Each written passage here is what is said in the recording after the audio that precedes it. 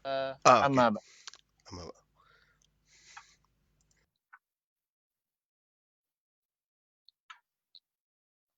Assalamualaikum warahmatullahi wabarakatuh. Alhamdulillahirabbil alamin. Wa afdhalus salati wa atammu taslimi ala sayyidina Muhammadin wa ala alihi wa sahbihi ajmain.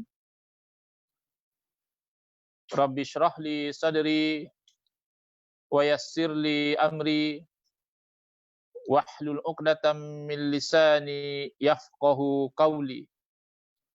Subhanaka la ilma lana illa ma 'allamtana innaka antal alimul hakim.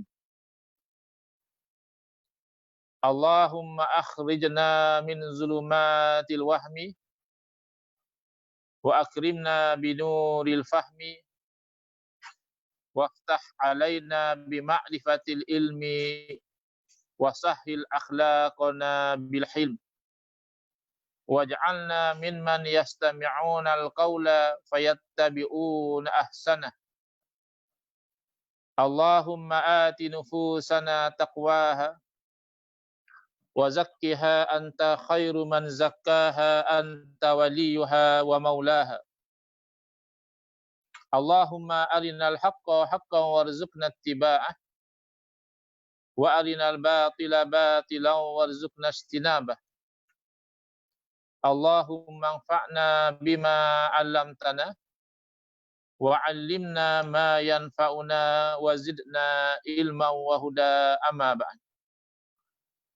Alhamdulillah, muslimin muslimat yang mengikuti kuliah akidah bersiri yang dianjurkan oleh NGO Ahlus Sunnah wal Jamaah Research Group atau dikenali sebagai ARG, di page ARG Pusat, yang mana malam ini malam 1 Ramadan, malam yang kita insya-Allah baru sahaja menunaikan qiyam Ramadan, menunaikan salat sunat tarawih.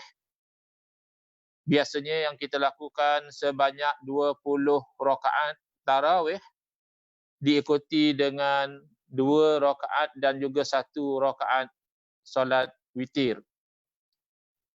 Dan insya-Allah besok merupakan hari pertama kita itu memulakan puasa wajib, puasa bulan Ramadan, berbetulan dengan hari Jumaat yang mubarakah, yang diberkati, yang membawa banyak kebaikan kepada hidup kita insya-Allah, dunia dan akhirat. Jadi berhimpun besok itu keberkatan bulan Ramadan dan juga keberkatan hari Jumaat Sayyidul Ayyam. Dan alhamdulillah Allah Ta'ala memberikan hidayah dan taufik kepada kita untuk kita mulai 1 Ramadan ini dengan aktiviti yang sangat baik, iaitu aktiviti menuntut dan menyampaikan ilmu. Dan lebih-lebih lagi, ilmu yang kita akan huraikan, yang kita akan terangkan, yang kita akan sama-sama memahaminya dengan kefahaman yang baik, insya-Allah adalah ilmu yang paling mulia, yang paling penting, yang paling asas, iaitu ilmu yang berkaitan tentang keimanan. Ilmu berkaitan tentang akidah keyakinan kita umat Islam, iaitulah kita akan menggunakan kitab Aqidah Ahli Sunnah wal Jamaah, ya. Kitab Aqidah Ahli Sunnah wal Jamaah, penjelasan sifat 50, ya. Kalau ada antara muslimin muslimat yang berminat untuk mendapatkan kitab ini, saya tidak membekalkannya, tapi muslimin muslimat boleh, ya, secara direct berhubung dengan NGO Ahli ini, ya. Saya percaya di page mereka ada mereka sediakan maklumat ataupun nombor WhatsApp, ya, bagi sesiapa yang ingin mendapatkan kitab ini. Baik. Sebelum saya pergi kepada isi kitab, saya suka untuk membacakan di belakang kitab ini ada, walaupun di belakang tapi sebenarnya ia satu bentuk muqaddimah yang ditulis oleh Al-Fadil Kiai Muhammad Idrus Ramli hafizahullah wa nafa'ana bihi wa bi'ulumihi fid dharain amin. Beliau seolah-olah memberi satu gambaran kepada kita betapa pentingnya kita itu memahami isi kitab ini kenapa. Baik, kata beliau, hafizahullah, pada masa silam, para ulama kita dalam menulis kitab-kitab akidah Ahlussunnah wal Jamaah secara asasnya terbahagi kepada 3 kelompok. Ya, 3 kelompok ini bukan bermakna berbeza akidah ataupun kita sebutkan sebagai firqah, tidak. Tetapi 3 kelompok daripada sudut pendekatan bagaimana mereka itu menerangkan akidah-akidah yang sama, akidah yang diwarisi daripada Nabi sallallahu alaihi wasallam, akidah yang diimani oleh para sahabat, akidah yang dipegang oleh salafus soleh, akidah yang sama. Tetapi kalau kita melihat kepada cara penyampaian, maka kita boleh bahagikan kepada 3 kelompok. Pertama iaitu golongan ulama ahlil kalam. Ya, sekarang ini hati-hati ya. Ada sebahagian umat Islam yang kurang memahami tentang masalah ilmu kalam, tidak memahami dengan tepat ya ilmu kalam yang bagaimana yang dikeji, yang dikritik oleh para ulama, dan ilmu kalam yang macam mana yang bahkan para ulama beramal dengannya, menyampaikannya dan menjadikannya sebagai teknik untuk mengalahkan syubhah-syubhah keraguan yang dibawa oleh golongan yang batil. Hati-hati ya. Jadi yang kita maksudkan dengan ahli kalam di sini adalah pakar ilmu kalam yang mamduh, yang mahmud ya, ilmu kalam yang terpuji.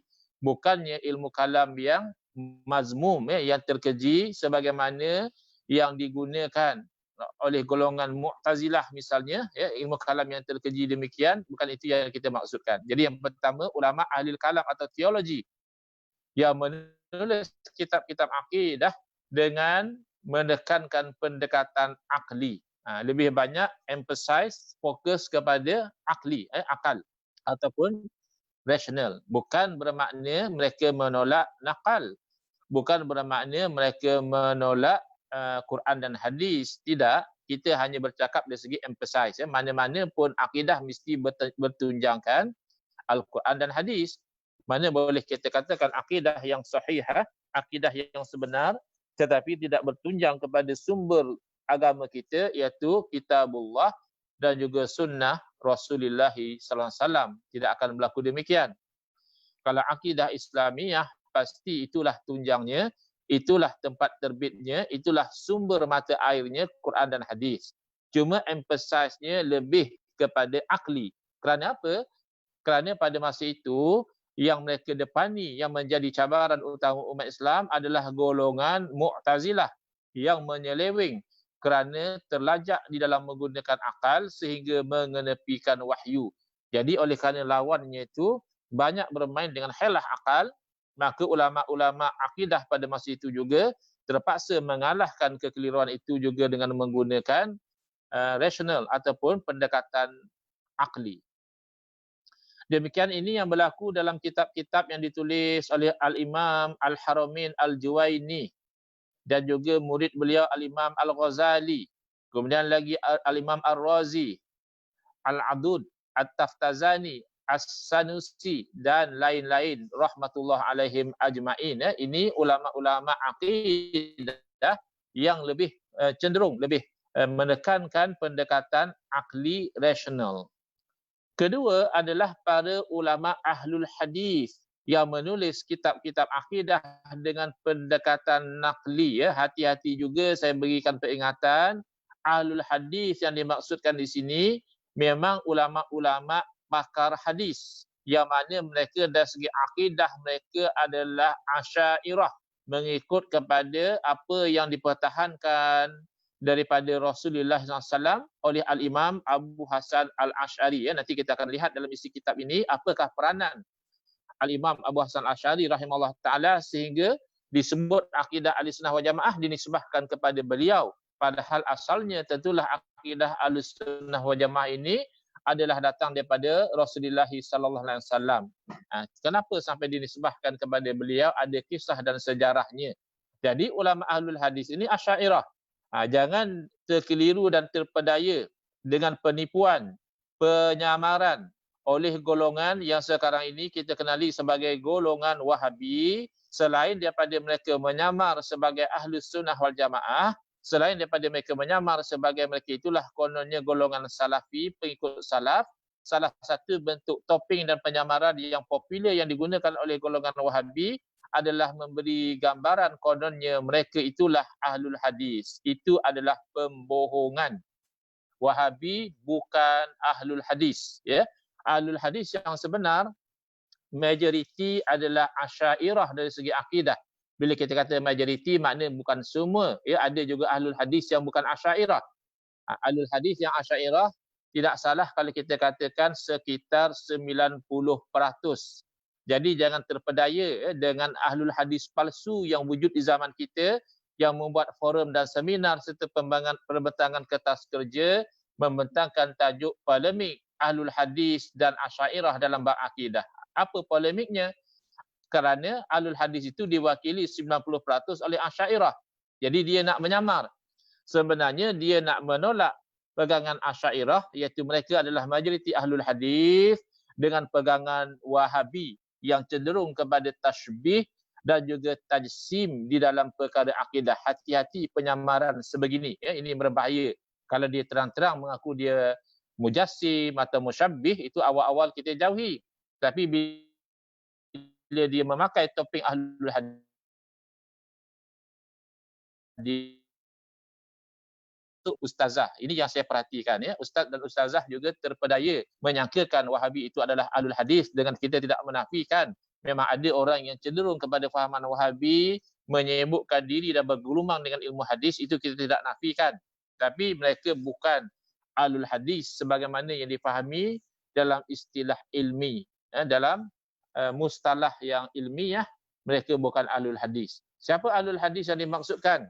Yang menggunakan pendekatan naqli, bawa hadis Nabi, terangkan akidah, bawa hadis Nabi, terangkan akidah, support dengan ayat Quran, terangkan akidah. Itu siapa? Antaranya adalah Al-Imam Al-Bukhari, Al-Imam Al-Laqlakai, Al-Imam Al-Baihaqi, Al-Imam Abu Amr Ad-Dani dan lain-lain rahmatullah alaihim ajma'in, ya. Ini ulama ahli sunnah wal jamaah yang mana pendekatan mereka itu lebih kepada bawa dalil Quran hadis, kaitkan dengan akidah. Bawa dalil hadis, cerita tentang akidah. Tapi akidah yang sama, akidah yang menekankan tanzih, mensucikan Allah Ta'ala daripada sebarang bentuk kekurangan, dan tanzih, mensucikan Allah Ta'ala daripada menyerupai makhluk. Baik. Sudah dua golongan, ya. Golongan yang pertama, ulama ahlul kalam lebih emphasize kepada hujah-hujah akal. Yang kedua, ulama ahlul hadis lebih emphasize menekankan kepada dalil-dalil Quran dan hadis. Yang ketiga adalah ulama ahlus sufi. Ulama ahlus sufi juga yang dimaksudkan di sini ahli sufi yang sebenar, tasawuf yang sunni, bukan ahli sufi yang menyamar, ya, yang atas nama hakikat, atas nama makrifat, menjahanamkan akidah dan syariat. Bukan. Ini ahli sufi yang pure, yang genuine. Yang mana apabila mereka menceritakan tentang akidah, lebih cenderung kepada pendekatan tasawuf, lebih membawa kepada akidah itu dikaitkan dengan keyakinan hati. Semua orang pun yakin, orang Islam yakin bahawa Allah melihat. Tapi kita secara jujurnya, tingkah laku dan tutur kata kita bercakap seolah-olah kita ini melayan Allah itu buta. Kita semua umat Islam yakin bahawa Allah itu mendengar. Tetapi umpat keji kita, fitnah yang keluar daripada kita seolah-olah Allah itu tuli. Itu pendekatan tasawuf, dia nak connectkan antara apa yang kita yakin dalam akal, terus pergi kepada apa yang kita nikmati, yang kita hayati di dalam hati. Ini seumpama yang dibawa oleh Al-Imam Al-Qushairi, Al-Imam Abu Nu'aim dan lain-lain rahmatullah alaihim ajma'in. Saya ringkaskan. Akidah tetap akidah yang sama, akidah ahli sunnah wal jamaah yang mengisbatkan kepada Allah Ta'ala segala sifat kesempurnaan, yang menafikan daripada Allah Ta'ala segala kekurangan, yang menafikan Allah Ta'ala daripada menyerupai makhluk, akidah yang sama, hanya pendekatan ada 3. Pertama, lebih menekankan kepada akli, akal rasional. Yang kedua, lebih menekankan kepada nakli, Quran hadis. Yang ketiga, lebih menekankan kepada soal qalbi, soal hati, ataupun kita namakan pendekatan tasawuf. Sebagaimana yang dimaklumi, dalam kitab-kitab tauhid yang diajarkan di pesantren ataupun di pondok-pondok lah, kalau di tempat kita ni kita kata mengaji pondok. Jadi ada di sana kitab-kitab yang jadi muqarrar, yang jadi teks di pondok-pondok, kebanyakan itu cenderung kepada perbahasan akli. Bismillahirrahmanirrahim. Minum tangan kanan ya. Hadirin hadirat, nampak dalam live seumpama minum tangan kiri ya, kerana dia terbalik ya, mirror image. Baik. Jadi kebanyakan pesantren di Indonesia ataupun pondok-pondok di Malaysia bila mengajar kitab tauhid lebih menggunakan pendekatan dalil akli. Bukan kata tidak ada langsung ya, Quran hadis ada tapi kurang. Kerana seolah-olahnya kita katakan Quran hadis ni semua orang Islam dah terima. Jadi sebut saja kita dah faham dah, kita dah terima. Tapi kalau akli ni kadang-kadang perlu kepada pendetailan dan juga penerangan. Jadi jarang sekali pembahasan itu ada ditekankan dalil nakli. Ini penting poinnya apa. Oleh kerana itu, kata Al-Fadhil Kiai Muhammad Idrus Ramli Hafizahullah, dalam buku ini kami berusaha menggabungkan 2 pendekatan tersebut, iaitu pendekatan dalil akli ada dalam kitab ini dan pendekatan dalil nakli juga ada di dalam kitab ini. Itu poin dia. Itu kelebihan kitab yang disusun oleh Al-Fadhil Kiai Muhammad Idrus Ramli ini, Hafizahullah, sangat sesuai dengan timing. Kerana apa? Kerana di zaman kita ini sudah berlaku kekeliruan, salah sangka. Yang pertama, menyangkakan kononnya dalam bab akidah kita itu tidak boleh menggunakan akal. Ya, ada orang kata, mana boleh Syekh? Ini akidah Syekh, mana boleh pakai akal? Kita Quran hadis saja. Dia tidak perasan bahawa Quran hadislah yang menuntut kita dalam akidah menggunakan akal. Afala ta'qilun, Allah tanya dalam Al-Quran. Kenapakah kamu tidak menggunakan akal? Afala tatafakkarun, kenapakah kamu tidak berfikir? Wa fi anfusikum afala tubsirun. Dalam diri kamu itu sendiri sudah ada tanda-tanda kewujudan Allah. Dalam diri kamu sudah ada tanda-tanda kekuasaan Allah. Dalam diri kamu telah ada tanda-tanda keesaan Allah Subhanahu Wa Taala. Afala tubsirun. Maka kenapakah kamu tidak memerhatikan, yakni tidak memikirkan. Jadi yang pertama yang itu, yang kedua mereka menyangkakan bahawa bila kita itu menggunakan dalil akli, maka kita itu tidak mempunyai dalil Quran hadis. Itu tidak betul. Ya. Kerana akal ini hanya memantapkan sahaja apa yang telah ada dalam Quran dan hadis. Kerana kita tahu yang beriman itu, of course, kalau kita bawa kepada dalil Quran dan hadis, dia akan menerima. Tetapi kadang-kadang kita juga perlu berdepan dengan orang-orang yang belum beriman, yang mahu dia itu beriman. Kalau kita dapat convincekan dia, maka itu sangat berhajat kepada sokongan daripada akli. Baik. Jadi ini adalah gabungan. Iaitu digabungkan pendekatan akli dan juga pendekatan nakli. Akli, rasional, nakli, Quran dan hadis. Penulis berusaha menghadirkan buku ini sebagai buku yang lengkap dalam pembahasan sifat 20. Ya, ini usaha daripada penulis, tapi kita tahu yang namanya makhluk itu pasti tidak lengkap, tidak sempurna. Yang sempurna hanyalah Allah Subhanahu Wa Taala. Ini sesempurna yang mampu dengan kudrah seorang manusia yang sedang berusaha, insya-Allah Allah ganjari dengan ganjaran yang baik dalam pembahasan sifat 50. 50 pula ke Ustaz? Saya selalu dengar sifat 20. Ni datang daripada mana pula sifat 50 ni? Ini ahli sunnah wal jamaah ke apa ni? Ya, jangan panik. Ya, 50 ini bukan berarti berbeza dengan sifat 20. Yang itu juga, cuma cara membilangnya sahaja yang berbeza. Jadi jangan terlampau panik, jangan pula sampai nak memperli dan memperlekehkan. Ya, ada saya pernah baca orang buat main-main. Oh, dia kata golongan ini dulu sifat 20, wah sekarang sudah naik ke sifat 50. Jadi mereka gelak-gelakkan, mereka main-mainkan, ya. Kita ketepikan orang yang istihza dengan agama macam itu, kita katakan kepada mereka, biarti kat depa agama ni kita bermain-main, kita memperolok-olokkan, kerana itu bermain di sempadan kekufuran. Baik. Penulis berusaha menghadirkan buku ini sebagai buku yang lengkap dalam pembahasan sifat 50. Baik pokok-pokok, ya, materi pembahasan maupun dalil-dalilnya itu akan membawa dua approach akli dan juga nakli. Agar buku ini benar-benar sesuai dengan perkembangan dan tuntutan zaman. Ya, zaman dahulu Mu'tazilah fokus kepada akal, maka Asy'ariyah juga terpaksa melawan dengan dalil akli. Di zaman kita ini, Wahabi, ya, menunjukkan kononnya mereka lah yang berpegang dengan Quran dan hadis. Lalu mereka membawa akidah-akidah yang batil, akidah-akidah yang bid'ah.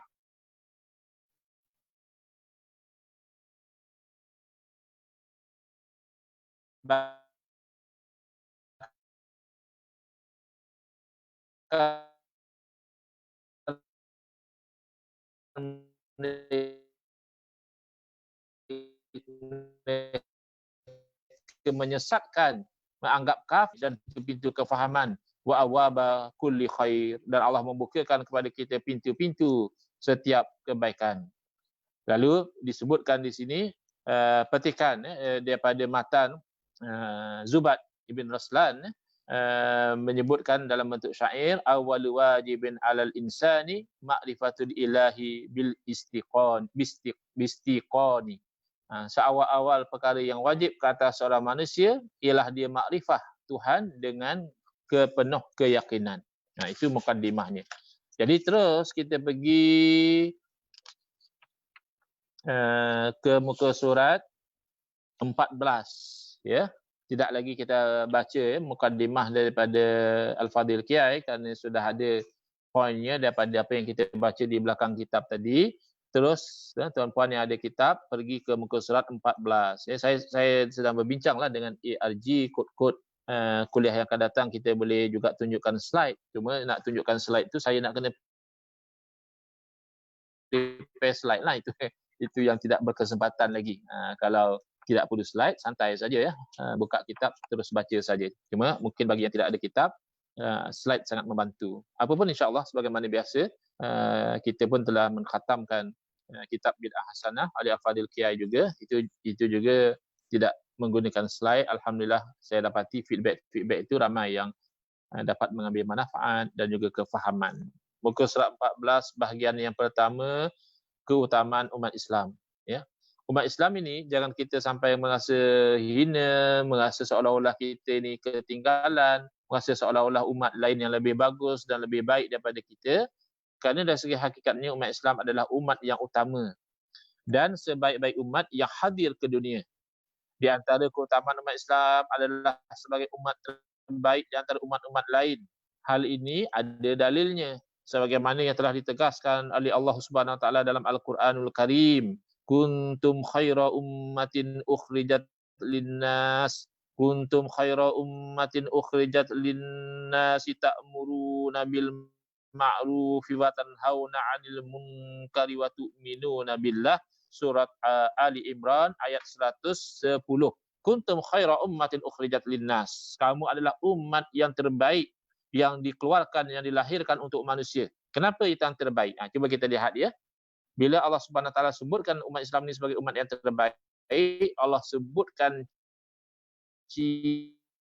ciri-cirinya. Bermakna kalau kita mengabaikan ciri-ciri, apakah ciri-ciri kualiti umat terbaik? Ta'muruna bil ma'ruf, kamu itu menyuruh kepada yang ma'ruf, wa tanhauna 'anil munkar, dan kamu itu melarang daripada yang munkar, wa tu'minuna billah, dan kamu itu beriman kepada Allah Subhanahu wa taala.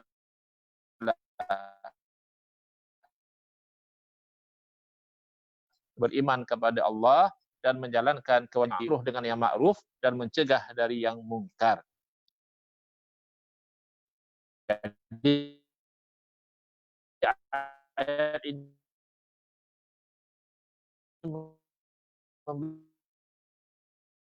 pesanan yang penting kepada kita, mencegah dari yang mungkar dan beriman kepada Allah Subhanahu wa taala.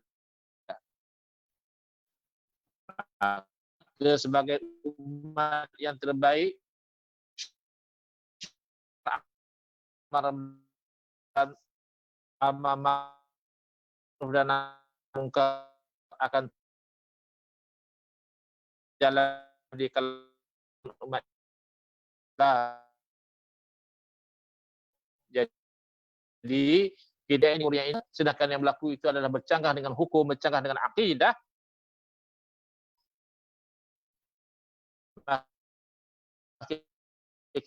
kita tidak lagi menjadi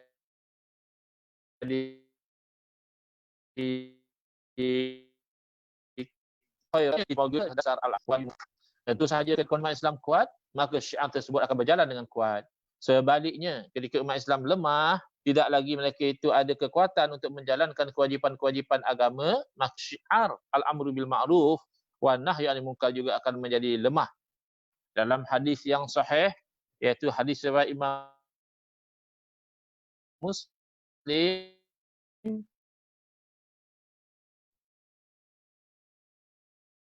riwayat an Sauban radhiyallahu anhu hatta ya'ti Abdullah wa hum kadzalik.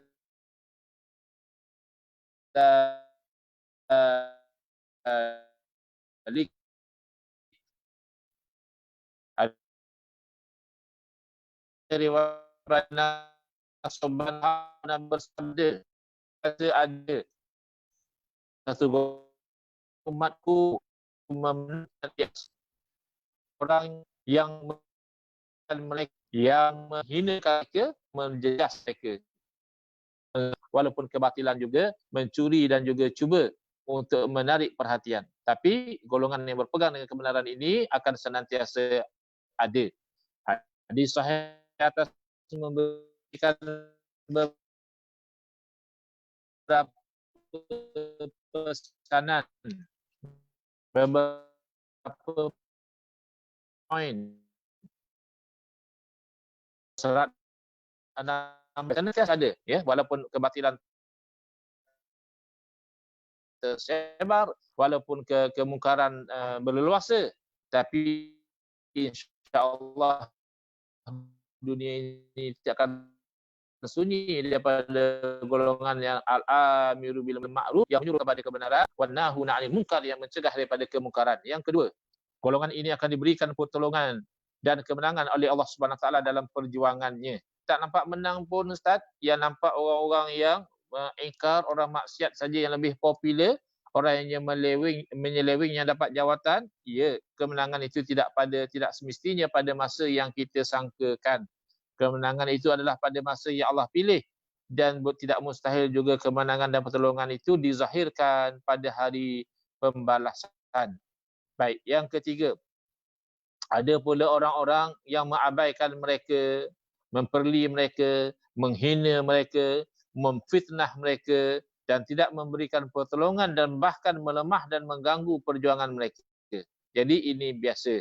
Kadang-kadang orang yang kecil, yang kerdil seumpama saya pun ada mendapat tentangan, ada mendapat cercaan, ada mendapat penghinaan. Apatah lagi golongan yang memang berjuang di atas kebenaran, tak suka kepada perjuangan ini.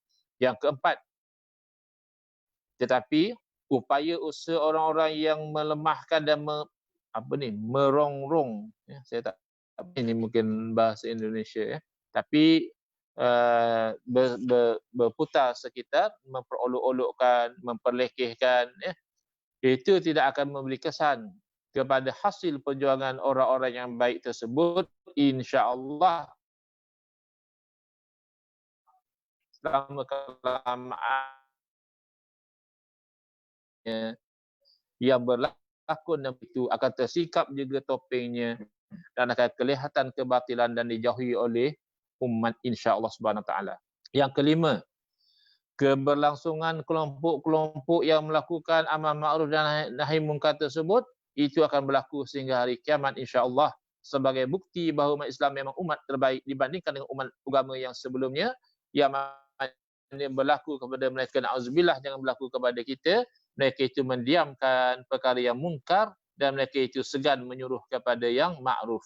Dalam hadis yang sahih juga diriwayatkan daripada Sayyidina Muawiyah an Muawiyah bin Haidata radhiyallahu anhu anna Rasulullah SAW qala antum tufuna sab'ina ummatan antum khairuha wa akramuha 'ala Allah. Kalian itu menyempurnakan 70 golongan dan kalian itulah sebaik-baik mereka dan semulia-mulia mereka kepada Allah Subhanahu wa taala. Hadis hasan riwayat Imam Ahmad, At-Tirmizi dan Ibn Majah.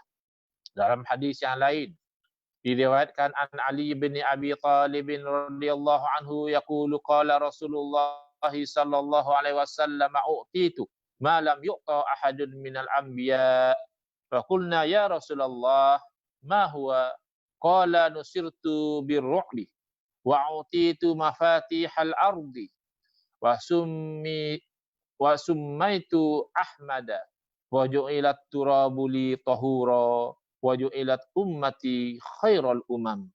Daripada Sayyidina Ali bin Abi Thalib radhiyallahu anhu, beliau berkata bahawa Rasulullah SAW pernah bersabda, aku telah diberikan sesuatu yang belum pernah diberikan kepada seorang pun daripada para nabi.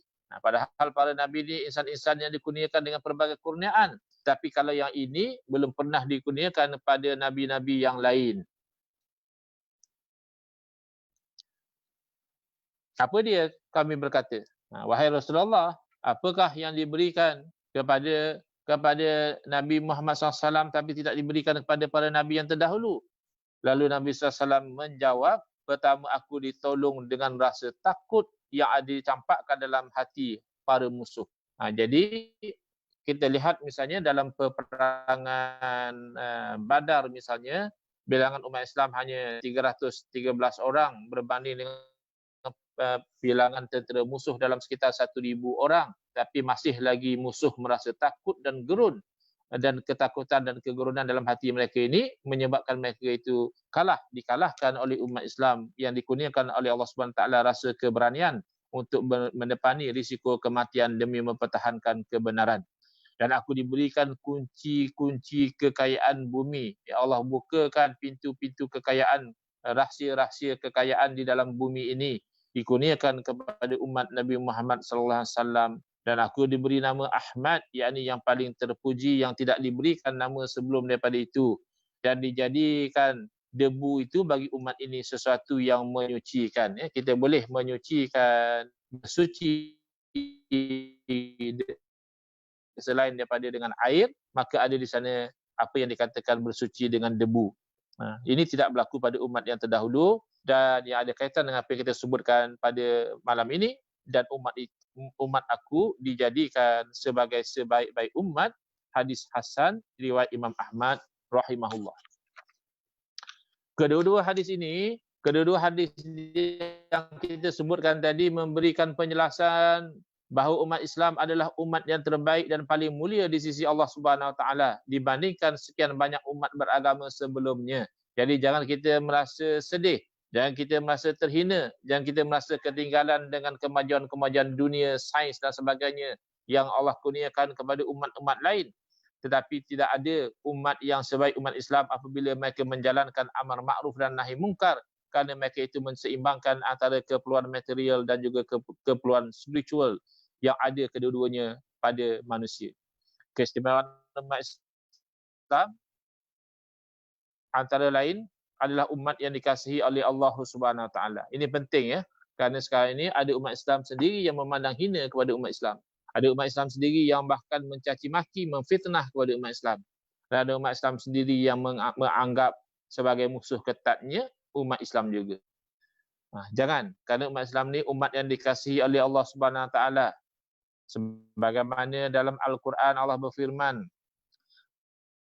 "Tsumma awrasnal fa minhum zalimun li nafsihi wa minhum muqtasidun wa minhum sabiqun bil khairati biiznillah. Dzalika huwal fadlul kabir.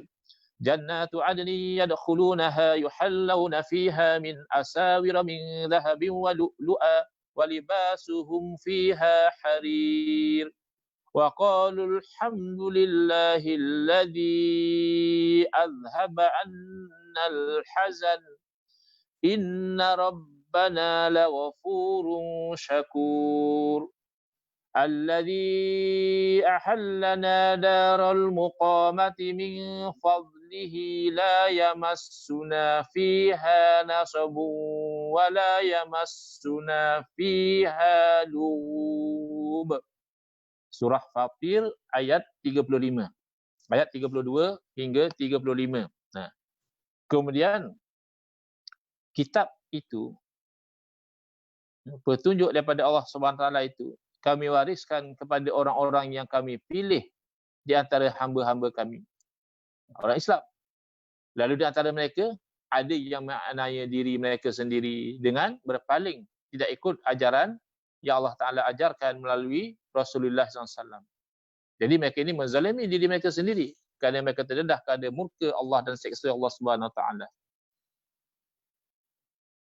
Dan ada antara mereka yang pertengahan. Mereka itu berada ikut kepada panduan, dan ada di antara mereka pula yang lebih dahulu berbuat kebaikan. Ini orang yang berebut-rebut untuk mendapatkan kebaikan dengan izin Allah Subhanahu Wa Taala, yang bersungguh-sungguh terkehadapan.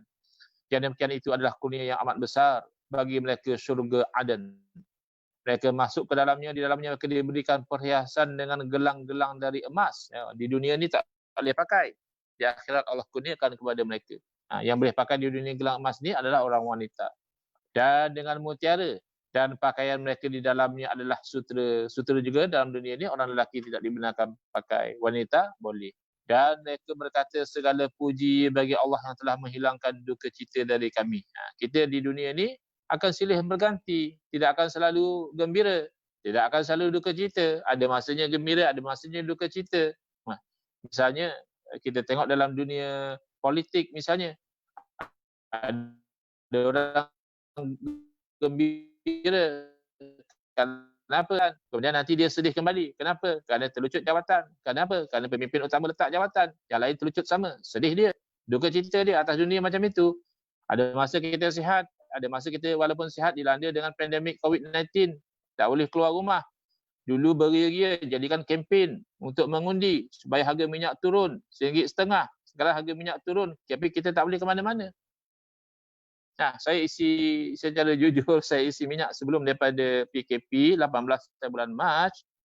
Sekarang sudah 23 hari bulan April, sudah lebih pada sebulan. Tak habis.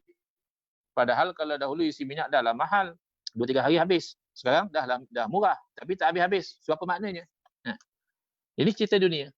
Tak payah nak harap benda kekal atas dunia ni. Bahagianya pun, gembiranya juga ada endingnya, ada perakhirannya. Sedih dan juga kecewa juga ada perakhirannya. Jadi yang sedih jangan terlampau sedih sangat, yang gembira jangan terlampau gembira sangat. Bismillahirrahmanirrahim.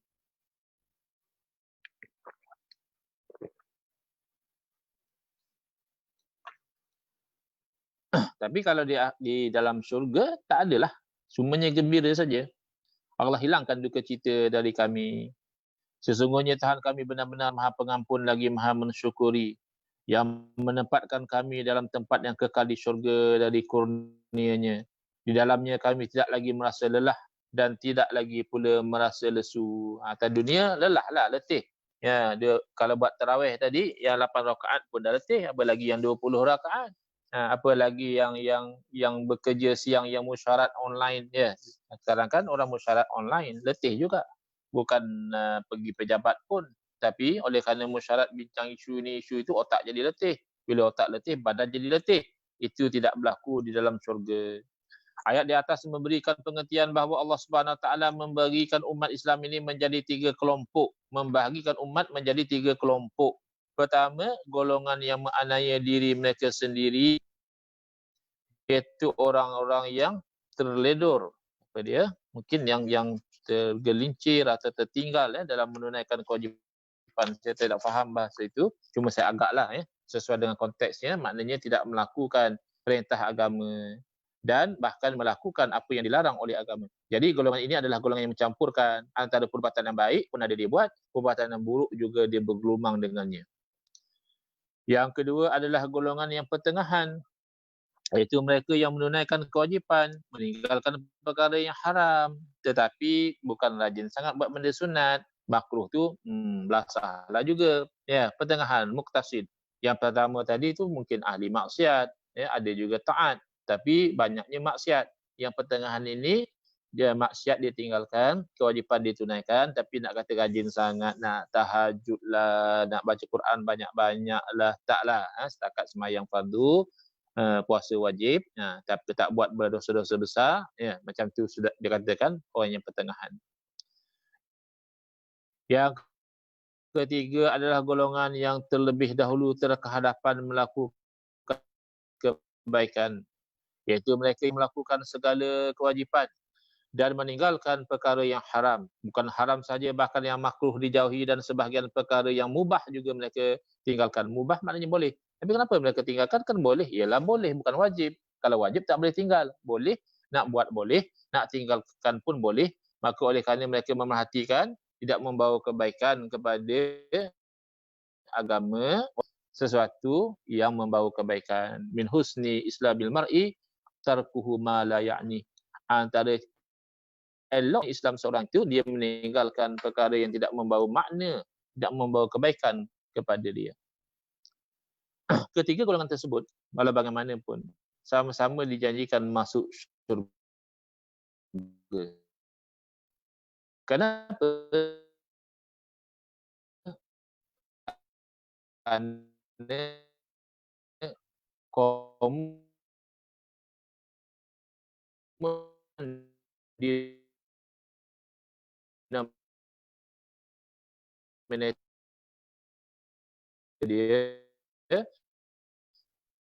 sama siam perkara haram, dia pun kadang-kadang dia nak dunia tiganya dia abadi dan Allah ulama ketika menarikkan ayat tersebut dan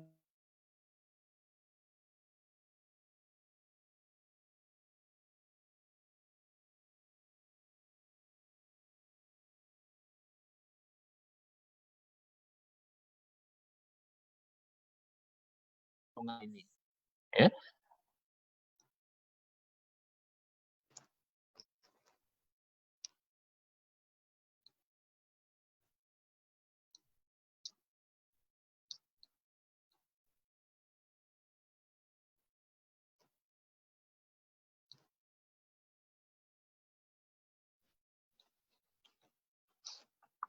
Dia dengar ke suara? Macam ada gangguan sikit di sini. Okey, saya teruskan ya. Tadi macam ada sikit gangguan tadi. Baik. Jadi yang pertama disebut oleh Sayyidina Abdullah bin Abbas radhiyallahu anhuma, kan ada 3 golongan. As-sabiqu bil khairat yadkhulul jannata bighairi hisab. Yang dikatakan yang terkehadapan, yang mendahului dalam perkara-perkara kebaikan, mereka masuk syurga tanpa hisab. Moga-moga Allah Ta'ala jadikan kita tergolong daripada golongan yang masuk syurga tanpa hisab. Wal muqtasidu yadkhulul jannata birahmatillah. Orang yang pertengahan ni, yang mana dia bukanlah rajin sangat buat benda sunat, buat tahajud lah sebagainya, tapi dia buatlah yang fardu-fardu, dia tinggal yang haram-haram, yang ini masuk ke syurga dengan rahmat Allah Subhanahu Wa Taala. Wazalimu li nafsihi yadkhulunal jannata bi syafaati Muhammadin sallallahu alaihi wasallam.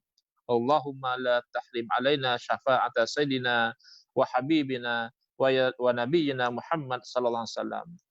Yang zalim kepada diri mereka. Kenapa zalim? Buat maksiat, buat benda haram, tinggal benda wajib, ya.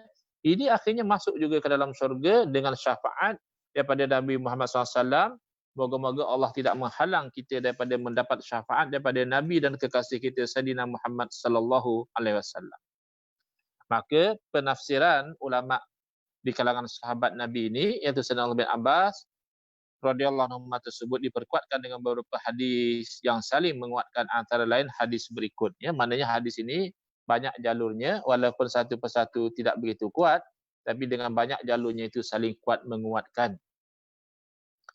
An Abi Darda'i radhiyallahu anhu qala sami'tu Rasulullah sallallahu alaihi wasallam yaqulu qala Allahu subhanahu wa ta'ala summa awrafnal kitabal ladzina astafaina min ibadina faminhum zalimun li nafsihi wa minhum muqtasid wa minhum sabiqun bil khairati bi idznillah fa ammal ladzina sabaqu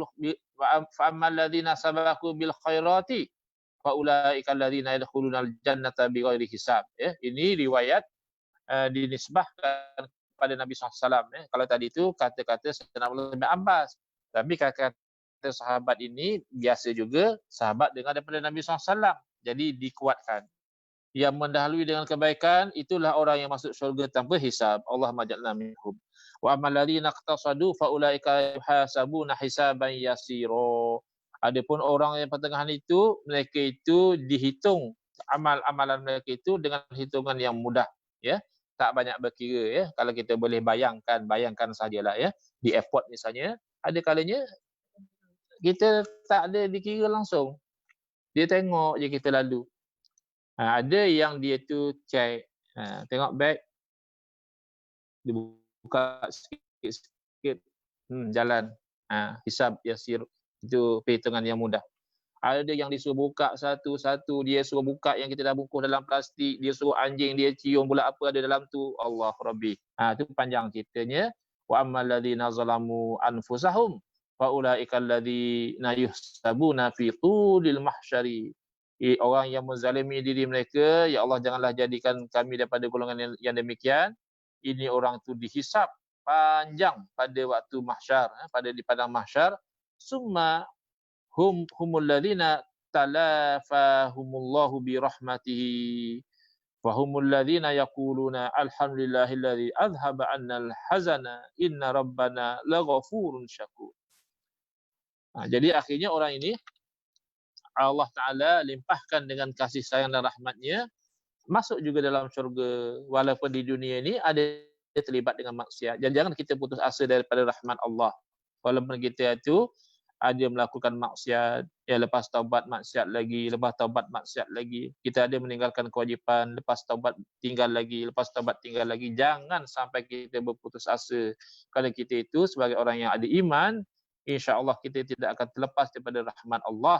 Lalu bila terlepas daripada azab siksaan yang menunggu, mereka berkata alhamdulillahilladzi adhhaba 'annal hazan. Segala puji bagi Allah yang menghilangkan dari kami al-hazan, kesedihan, kebimbangan. Maklumlah ceritanya syurga dan neraka.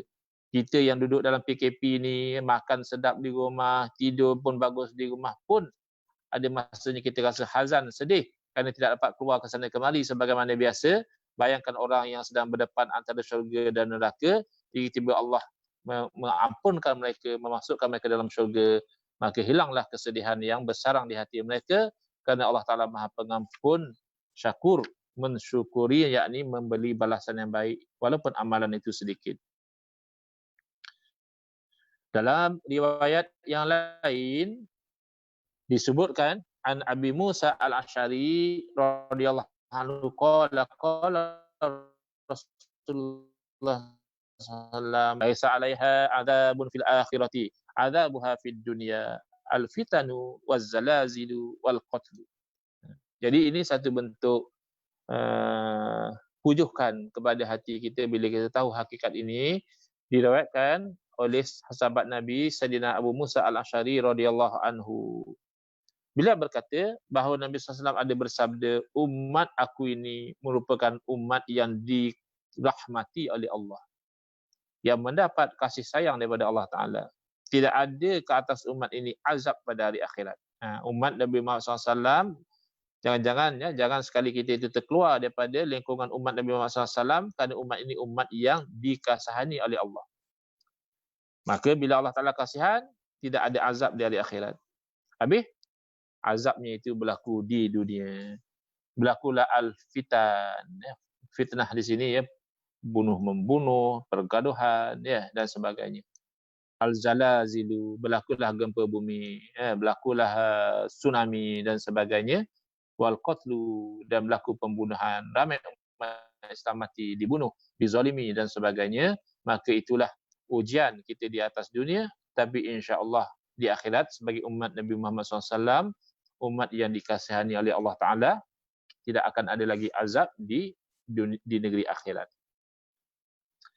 Muhammad ibn Ali radhiyallahu anhu, yang dikenal sebagai Ibnu Al-Hanafiyah di kalangan ulama tabi'in, beliau berkata, innaha ummatun marhumatun, az-zalimu maghfurullah, wal muqtasidu fil jinani indallah, wasabiqu bil khairati fid darajati indallah. Sesungguhnya dia itu umat ini, umat Nabi Muhammad SAW ini marhumah, dirahmati oleh Allah. Yang zalim pun Allah ampunkan baginya. Dan orang yang pertengahan, yang tinggalkan kezaliman, tinggalkan kemaksiatan, tapi tidaklah begitu bersungguh sangat, ya, yang wajib dia buat, yang haram dia tinggalkan, yang sunat-sunat pun tinggal juga. Itu masih masuk dalam syurga di sisi Allah. Dan yang keterhadapan dengan melakukan kebaikan, itu mendapat darajah yang tinggi di sisi Allah Subhanahu wa Ta'ala. Poinnya, yang ada kaitan dengan kita sekarang, sikap sebahagian daripada umat Islam sekarang, dia tidak ada rahmat kepada umat Islam. Dia mudah membenci kepada orang Islam. Dia mudah menjatuhkan hukum kepada orang Islam. Dia mudah menuduh bid'ah, syirik kepada orang Islam. Sedangkan ini umat yang dirahmati oleh Allah Subhanahu wa Ta'ala, umat yang aman daripada terjerumus di dalam kesyirikan. Tidak sebagaimana yang dituduh, ziarah kubur syirik, berdoa tepi kubur syirik, bersyair di tepi kubur syirik. Semuanya syirik di sisi mereka. Mudah, ringan lidah mereka menuduh orang Islam itu syirik. Ini bukan sikap akidah yang sebenar. Ini mengandungi sikap yang jauh daripada sikap Allah dan Rasul terhadap umat ini. Allah merahmati umat ini. Rasul menafikan kesyirikan pada malam besok, dan saya jangkakan mungkin sebab saya cuba pada malam ini, jangkaannya pukul 10 itu agak terkejar-kejar, ya. Hanya sempat tarawihnya saja, witir belum lagi. Jadi saya sangkakan kalau untuk kita akan mulai kuliah kita ini dalam sekitar jam 10.15 malam. Dan saya sedang berbincang baru merancang saja, baru berfikir-fikir, tapi boleh saya akan bincangkan dengan ARG. Saya terfikir sekitar jam 9 pagi setiap hari lah kalau boleh. Saya akan menghuraikan kitab yang relevan dengan apa yang sedang rancak di zaman kita ini. Mohon saya ambil sekejap ya kitabnya.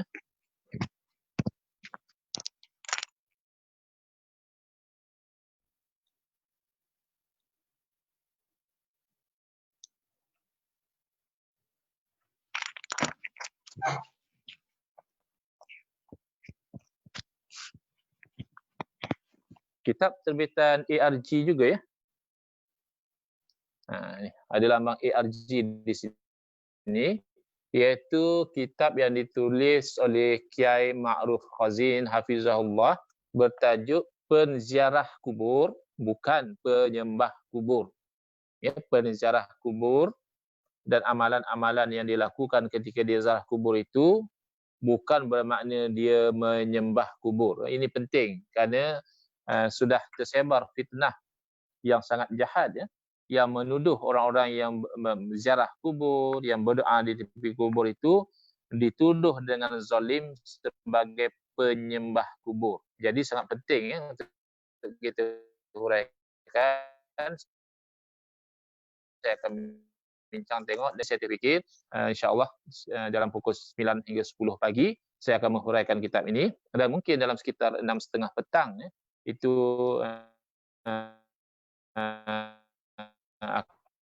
akan kita baca tabarrukan mengambil bin Athaillah As-Sakandari rahimahullah taala. Mohon saudara-saudari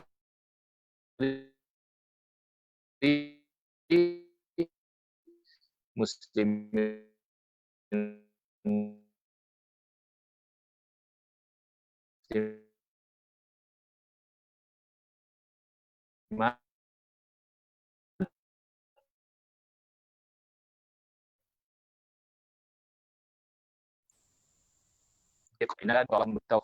itu di atas hadalah taufiq wal hidayah. Wassalamualaikum warahmatullahi wabarakatuh. Bismillahirrahmanirrahim. Alhamdulillahirabbil alamin wassalatu wassalamu ala asyrafil anbiya'i wal mursalin wa ala alihi ajma'in wa azim ujurana wa nawwir qulubana bin nuri hidayatika kama taqadda bi nuri syamsika abadan abada birahmatika ya arhamar rahimin. Walhamdulillahirabbil alamin. Amin ya rabbal alamin. Wal afu minkum.